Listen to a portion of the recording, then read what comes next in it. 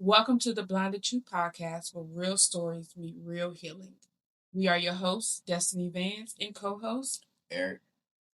Today's episode is titled Turning Grief into Purpose.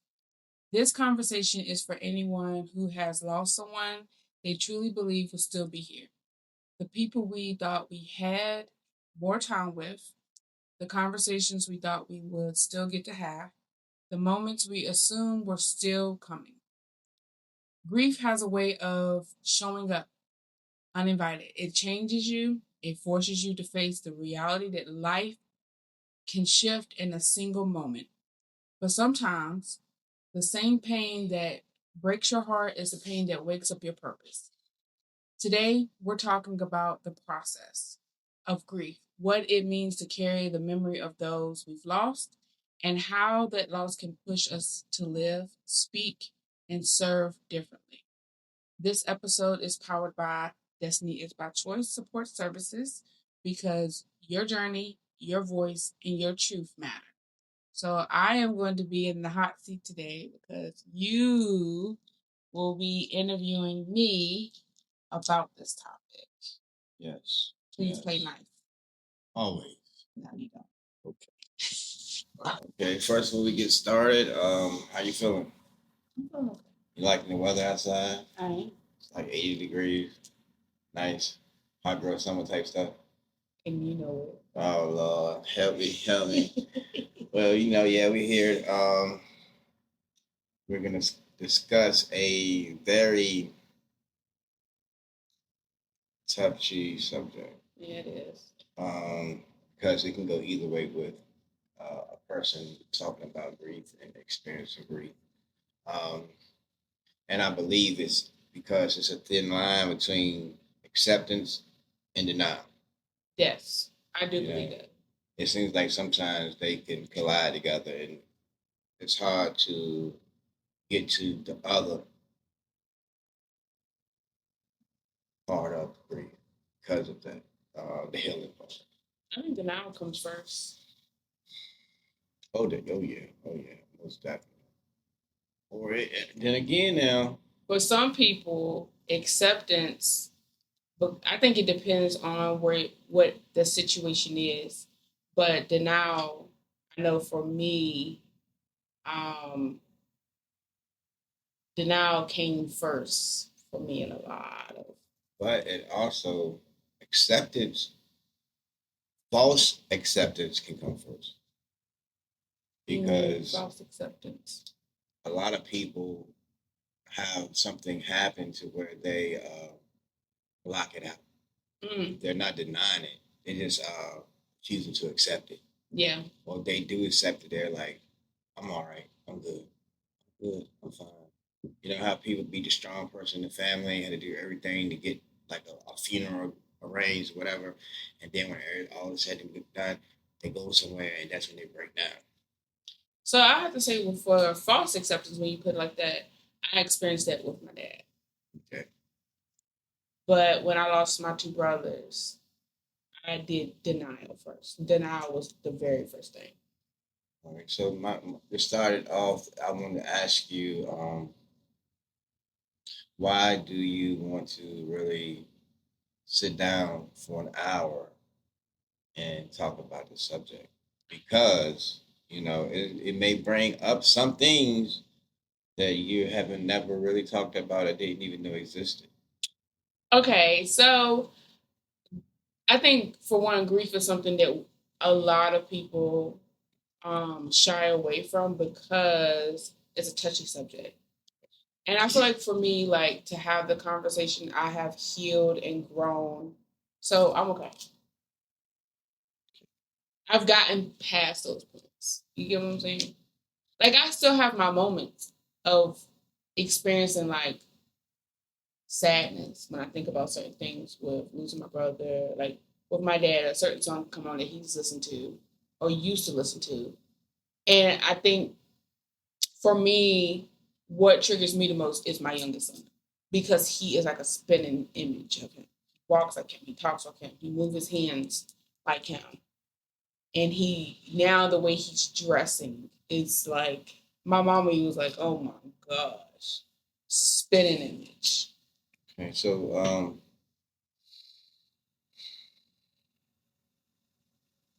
what is the hardest part about losing your loved ones? Ooh. I think for me the hardest part was the unexpectedness, because with my dad, he hid his illness from his children. So we didn't know exactly what was wrong. We just knew he was sick, but we didn't know exactly what was wrong. For my oldest brother, so suicide was like a thing people talked about, but it was kind of like not in my family type thing. So having him commit suicide was hard because it was like, what and how and why. Those were the questions that went through my mind.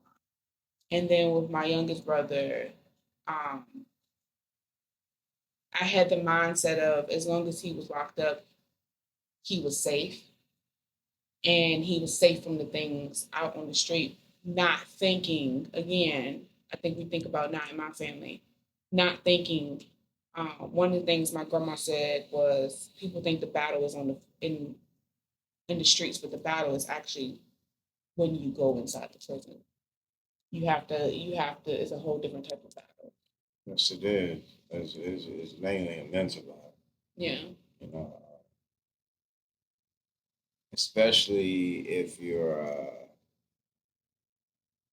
not with the right people. Yeah. You know, that could be a determining factor of how your time and your life ends up. You know, either you do the right thing and make it out, or do the wrong thing and never make it out. Yeah. Know? So I that was the hardest part, was because it was the unexpected. So how do you handle the unanswered questions, like the why? That was hard. I don't have an answer for that, because that was the hardest part of, I would say, mostly with my oldest brother Travis and Tayshawn, because um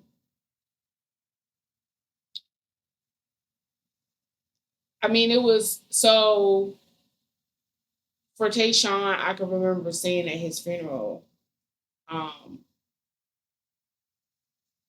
I was getting up praying and talking to God and saying, like, can you please help me, give me strength? And then I can remember I was so angry with God. I can remember praying, saying, what the fuck? Like, literally, because I could not grasp, like, what was happening right now.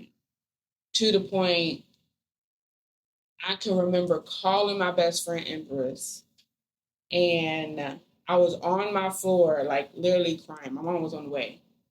And she was like, I don't understand what you're saying at this point. And I just kept saying, why.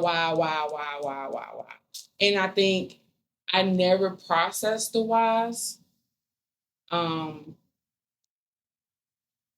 until I started like getting into this field and helping other people, like coming in contact with other people that was like, I lost a brother, I lost a dad, I lost a sister, um, to overdose. I lost a family member to suicide. And like being able to talk with them and say, they would ask the same question, why? And I would be like, sometimes we really don't know. We really don't understand until later on. Do you think you did you suffer from survivor's remorse? When you say survivor's remorse, you know how like the they're gone. Why it should have been me? I feel bad because you're still here, and I did. I told you though. I already told you. And for real, don't wipe the tears if you probably need to let them out. So that day, I did. I remember having that conversation with my mom. Damn. Hey, look, you needed that one. Wait, are you gonna start ever listening to me? I don't know. I remember having a conversation. My mom had came and she got me calm, and so I remember asking why not me? When my brother had died, but I think people were so focused on keeping me sane because I was pregnant with my oldest son, and I was high risk of miscarriaging him because of the miscarriages before. So people were kind of like trying to keep me focused that I really didn't have time to stay focused on why not me. But for my youngest brother, I could remember sitting on the side of the bed and I said, Mom, why does this keep happening to the people so close to me and not me? And she broke down crying and she said, you don't know how much I prayed for you. Mm. And I didn't want to hear that because I was like, all I could think about was my stepmom um, going, like, losing my brother. And I knew that at the moment she wasn't strong enough to deal with it. But I knew my mom, if something would have happened to me, I knew my mom could handle it, you know?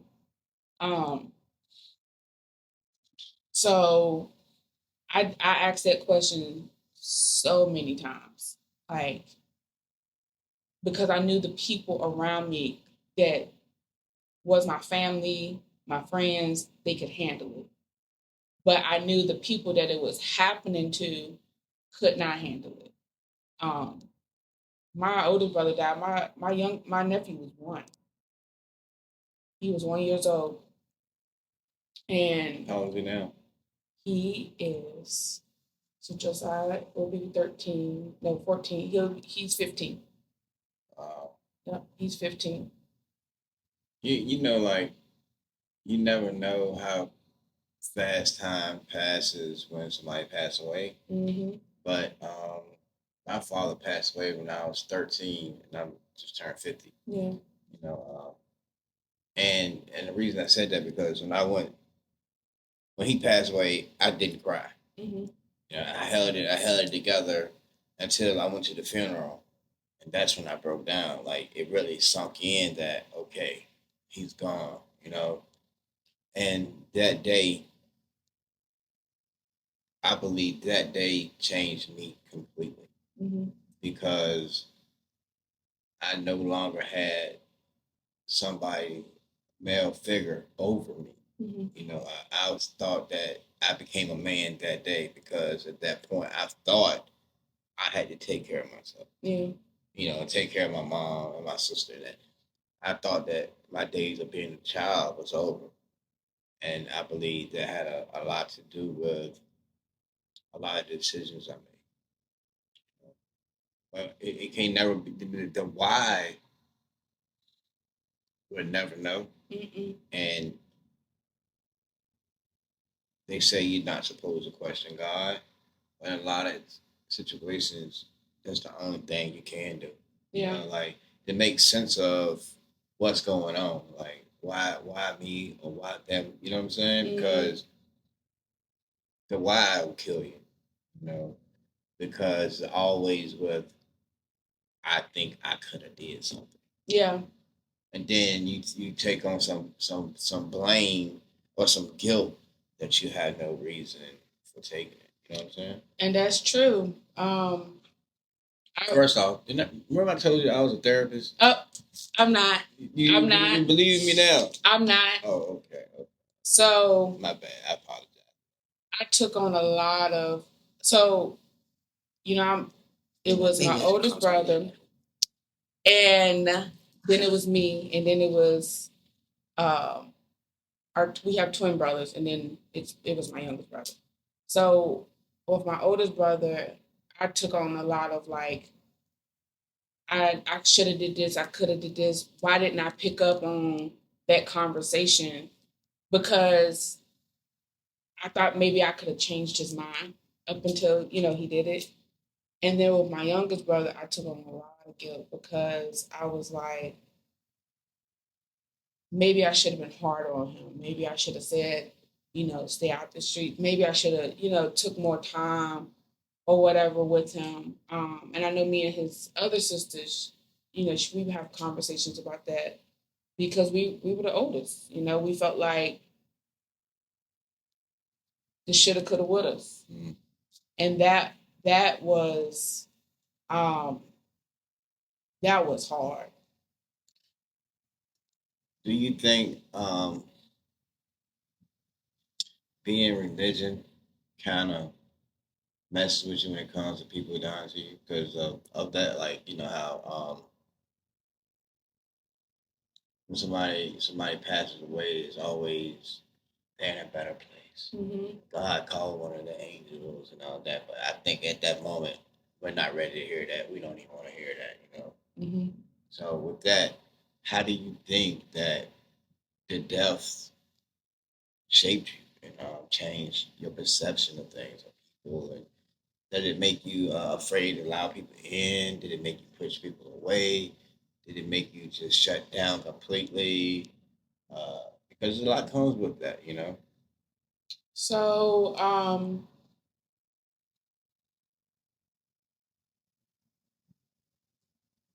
with losing Tayshawn, it definitely shaped me. It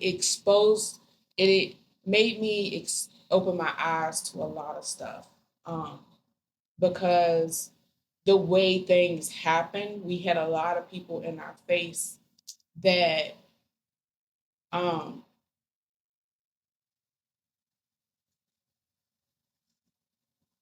it kind of takes me back to Psalms 23, where it was like, yea, do I walk through the valley of the shadow of death? Because we had a lot of people at the um repast where I was trying to grieve and I could feel the tears coming, but I could hear God saying, stay focused. Um, because we had people amongst us that knew had a part in his death. And that was hard.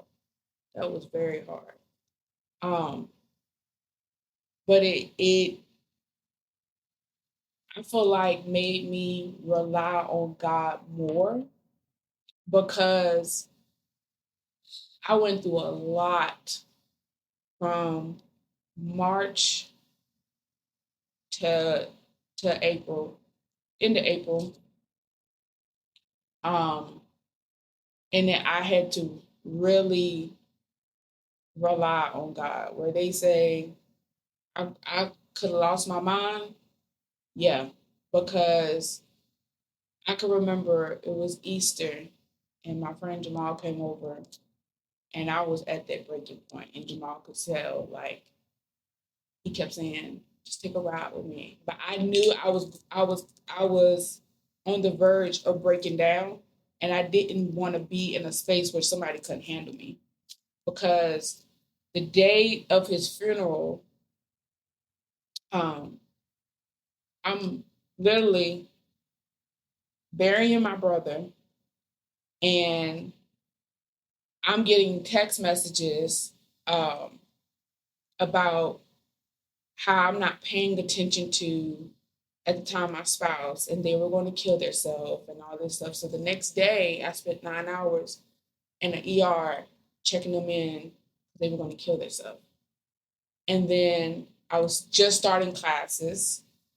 So that Eastern, Jamal could tell I had totally went silent on all my friends. And Jamal came, just so happened to come by and he said, just take a ride with me. And I was like, no.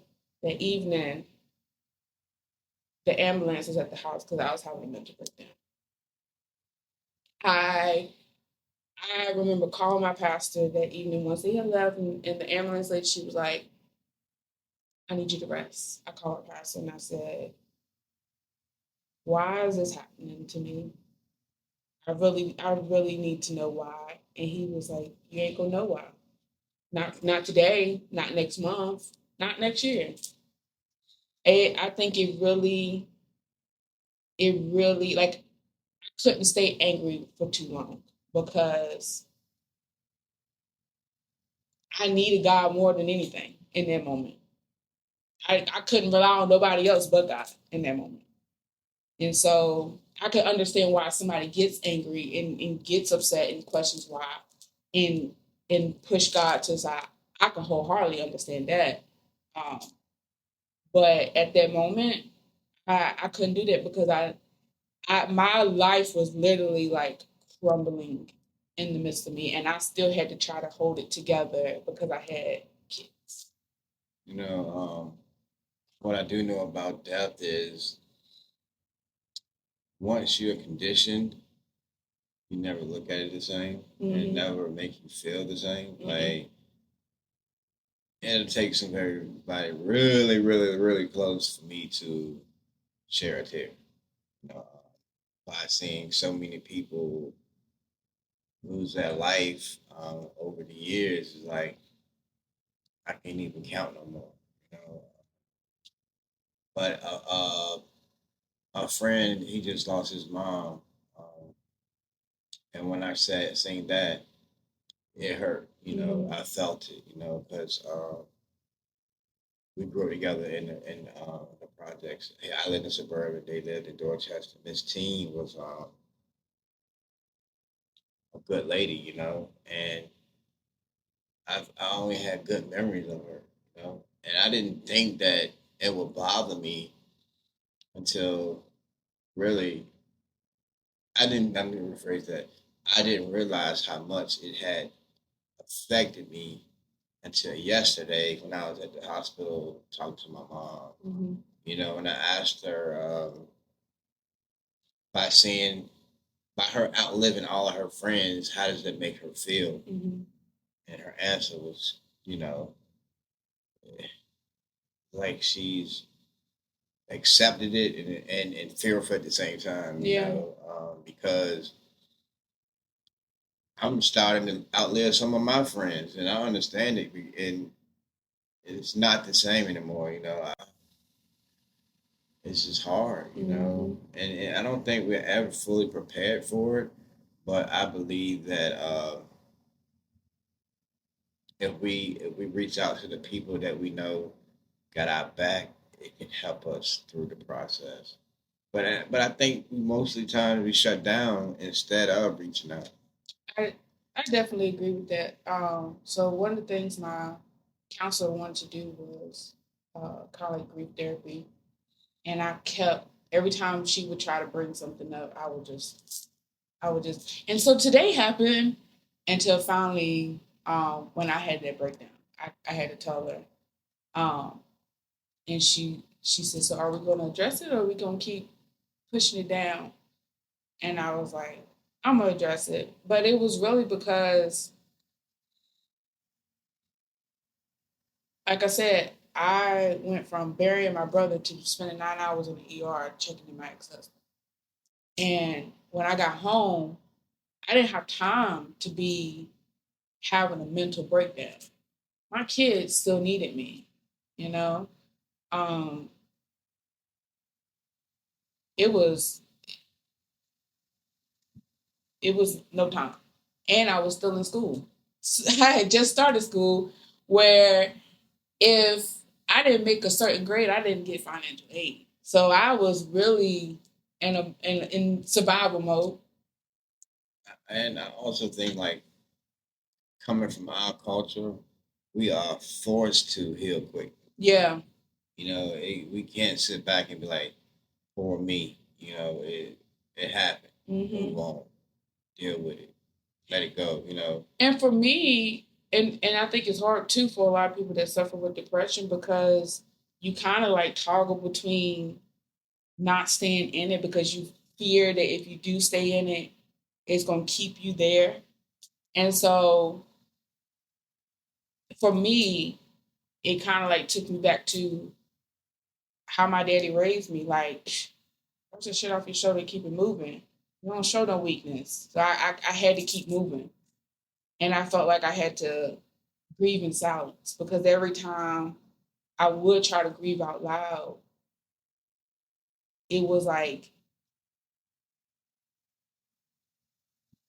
the person I was with was kind of like wanting to bring the attention back on them. So I didn't have a safe space of grieving, but in counseling. To the point that July, my friends, they came down and they was like, "Oh no, we gonna shut this down. We gonna get this together." And I needed that. I needed that. And I think that families need to stop making people be on their time with things, or try to push things underneath the rug when it doesn't fit into their criteria of a family. Um, because it really causes people to not get the healing and the closure that they need. I think people thinks that grief has to look a certain way, but it comes in all shapes, sizes, forms, colors, whatever. You know, how I grieve isn't how you grieve. Like when I was using drugs, that'd be how I grieved. Like I'd go get high so I couldn't feel the pain. But you know, once I came down, it was still there, and shutting down and isolating. I don't know if that's all the way unhealthy thing, because I feel like sometimes you need to get by yourself so you can think and so you can process. But I think if you stay there too long, that's when it really becomes unhealthy. Yeah. You know, and when your friends came, I think that was probably the right time for them to come, because it allows you to go through some feelings before they got there so you can deal with the real issue at hand. Yeah. Man, I'm killing it today. And when you say, you know, you using drugs is how you would have processed grief. When I was my youngest brother, like alcohol was my thing. And if I'm being honest, I struggled with it as an adolescent. Like that was weed and alcohol. That was my go-to. But do you not know, with his death, every time I would try to drink alcohol, I could not get a buzz. I could not get a buzz to the point. I remember going out to eat. I was with two of my friends and my mom. And my one friend said, "I know what you're trying to do. Stop." And I was like, he was like, "It's not working. Just stop." And, you know, I struggled with alcohol also as a teenager, right? And my father passed away from alcoholism. I mean, he died, and they found him 3 days later at the kitchen table dead. Like it wasn't like, yeah, it was horrible. But when I turned 21, I stopped drinking, and now I'm just like, that's why. He was the reason I stopped drinking. And you know, you never know what. I don't know how to put this. Like sometimes somebody's death could be that driving force in your life to do something. You know, I totally believe that, because I I had an addiction to food. But when Tayshawn died, I couldn't eat, to the point when I did eat. Usually I would have been grazing on food, like I'm eating. But when I did eat, I would get sick. So the day of his funeral, um, my sister, she was like, I said, I feel like I'm gonna pass out. I said, I feel like I'm gonna pass out. And she said, "Did you eat?" And I said, "No." So she was trying to force me to drink a protein shake. And the more I kept drinking it, the more I kept feeling sick. And now anything that stressful comes in my life, I don't eat. You know that because I started losing weight, and you were like, "What is going on with you?" Yeah, I thought you was on that stuff. Or whatever. But I don't eat now. I will. It's something about it. It just. So when you ask, experiencing experiencing grief defines you. I feel like people experience grief all the time, right? But I think it takes that one thing, whether it's a death or closure from a relationship or whatever, that defines you into who you are or who you're becoming. Um, because I just think it takes that one thing to kind of be like, I ain't doing this no more. I ain't doing that no more. I have a member who just lost her stepfather, and she said, and she's pregnant, and she said, usually by now I would have been drinking. I don't even want to drink. I'm like, Let me make a disclaimer real quick. All right. Mm-hmm. I know you hear me laughing and joking, and I know this is a serious subject. That is just the way that I handle grief. I have to joke through it just so I can handle it. But if people really get to know you, that's how you actually process things. That's the only thing I know how to do. I don't know how to do another way. But when you serious, and you not playing, when I put my foot down or something, yeah, you get this serious down, foot is you get down. this serious look, and your eye go the other way. Wow, you see, I got a biggie small jump. That's crazy. Not the biggie. I should have would have told you the piggy. But that's how people. That's how if they know you, then yeah, that's how you really are. But that's the way that I handle a lot of stuff. And I think a lot of us do. We just don't have somebody that bring it out at the time when you need it. But any comedian can find comedy in death. Yeah. Any good comedian. So death ain't always a bad thing. Mm-hmm. To be completely honest, a lot of people that's dead deserve to die. They just ain't, a lot of people didn't deserve to die neither, but a lot of them that really did need it, because they did something to deserve it.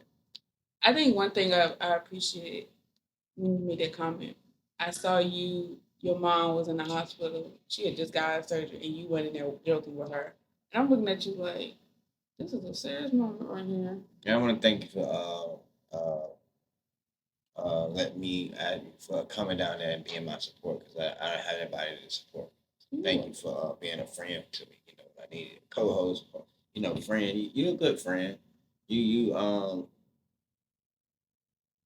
just sometimes you're just so strict, right? And that's when I don't come around for a while, and you be like, "What he at?" Man, I ain't got time to hear that, man. You know what I mean? I'm keeping it real with you. Whatever. But thank you for that. We need good people in our lives to help us with tough and serious things that come up. Yeah. So I'm just stuck on the fact that you had some good friends to come in your life and help you through that. Because I got two people, quote unquote, friends that surround this area that when I'm going through something, I can call. And at first I didn't have one. Mm-hmm. And at first I wouldn't be willing to share where I'm at with nobody. I would grieve in silence. Mm-hmm. That's when I was allowed to grieve. Now I don't know if I grieve or I just really deeply think about stuff, because my mom being in the hospital has been really bothering me, and me trying to navigate everything I got going on in life. I really don't have time to sit down and really process what's going on, because I'm afraid I'm gonna get stuck in that. Mm-hmm. Because she's 82, gonna turn 83, and I know when she does pass, it's really gonna hurt. But I know I have some good people that they're not gonna allow me to fail or fall. And if I do fall, they will be there to help pick me back up. I got some that's gonna be there to catch me. And it's just the thing is, I don't think you can prepare for it, but I think a person should get as close to preparing for it as possible. Yeah. Like before it happens, gain some acceptance of the matter. Like I've done. I talked to my mom. I think she has also. I don't think my sister has. And when my sister's dad passed away, I wasn't sad because he passed away. I was sad because my sister was going through the things she was going through, you know, and I know the difference, you know, because when you love something or someone and you lose it, you don't know how it's gonna happen. You don't know how it's gonna affect you. You don't know what you're gonna do. Yeah. You can only pray and try to do the best that you can with what you got. So and I'm just saying that because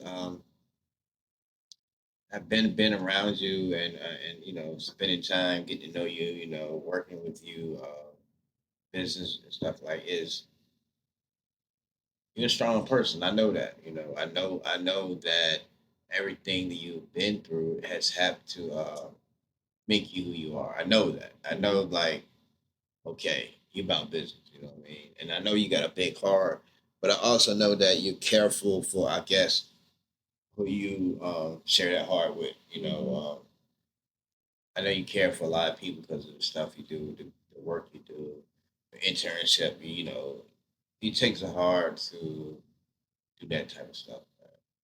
So my question for you is, what is your driving force now to continue doing what you're doing and to be there to help other people get through what you've been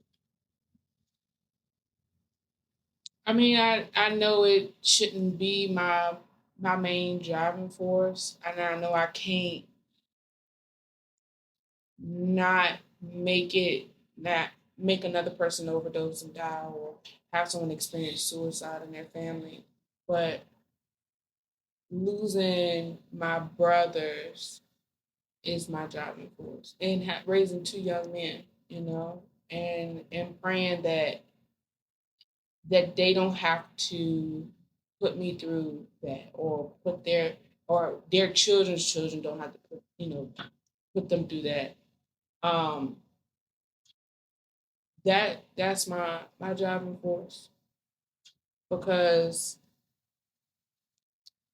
there's a lot of people out here doing the work in social work or being peers, but they're doing it for all the wrong reasons.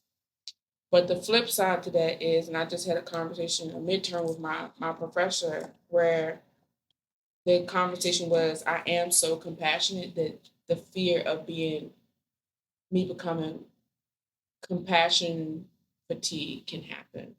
So I have to try to balance it out because when I hear somebody overdosed and died or has committed suicide, I have to try to not get too involved in it because I know that it can sometimes affect me. I have a youth or teenager and adolescent IOP. He looks a little bit like my brother. He has the same hair as me and I as him, and I just look at him and I'm like, and it's hard for me to not when I'm speaking to him, not come off as you need to do this because out of fear, but out of compassion and love and I want what's best for you. So I have to try to balance it out. And it's very hard. It's very hard, especially when you work in the field that I'm in, because you come across it all the time. through. Okay, so for all the people who's watching this and still gonna watch this, what do you want to tell them? About grief. Whatever you want to tell them. What I would want to say is, um, as we all know, that grief is something that you can't stop or you can't avoid. But coming from, I want to speak to the strong people that no matter how strong you are, you still gotta, oh my gosh. All right. Hey, my mama ain't raised no punk. um, if my daddy was here, he'd be like, I can't remember who said it, but he'd be like, push that shit up. And I was his only girl too. All right. But no matter how strong you think you are, it's okay to still be soft. And it's okay to express those feelings and ask for help.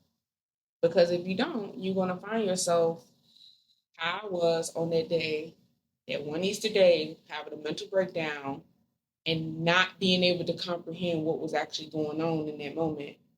And for some of us, it can end very badly. It can, if you do struggle with addiction, you can turn left very quickly. But if you struggle with mental health issues, it can also have you end up in a place that you don't want to be.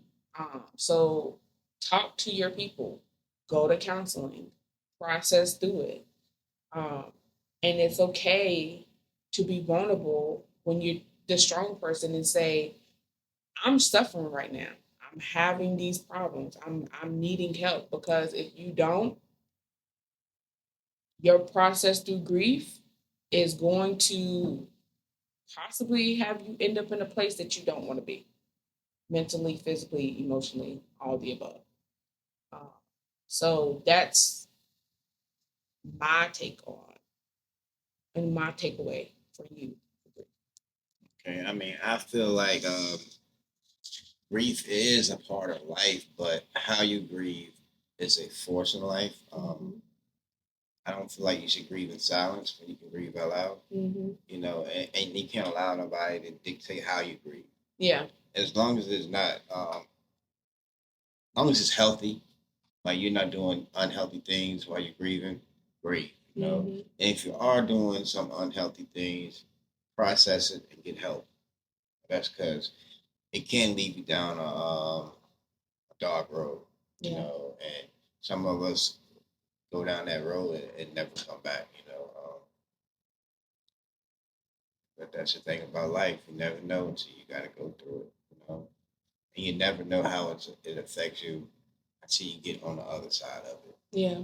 So I just want to say, don't allow greed to hold you hostage.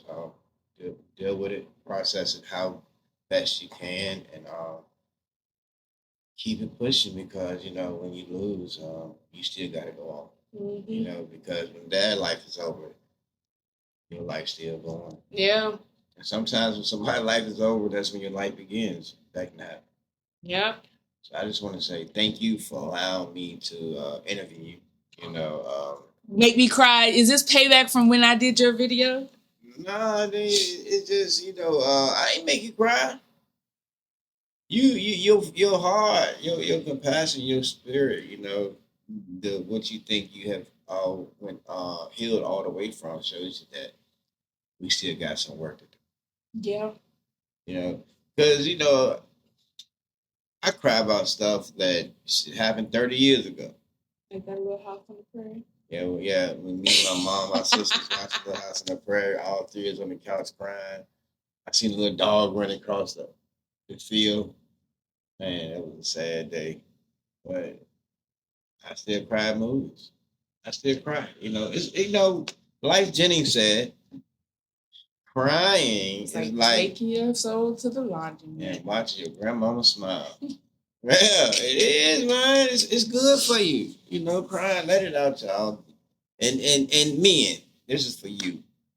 Um, just because you cry doesn't mean you're weak. And just because you cry, you don't gotta cry in the dark. You don't gotta cry in the shower. Hell, you can cry in front of me. I'll cry with you. For real. I'm gonna cry. I don't care what anybody think. We know. Got a whole video of it. Wow. I thought this was a safe space. It is. And you just listened to the Blinded Truth podcast, Turning Grief into Purpose, powered by Destinnee is by Choice Support Services. If you're grieving someone you thought you would still be here, know this. Grief doesn't mean the story is over. Love doesn't disappear just because someone is gone. Sometimes the most powerful way we honor the people we lost is by how we choose to live after them. By the way, we show up. By the way, we fight for others. By the purpose we build from the pain. Grief may always live in your heart, but purpose can grow from it too. Remember, your destiny is by choice, not by chance. Until next time, keep walking in your truth. Bye. Peace.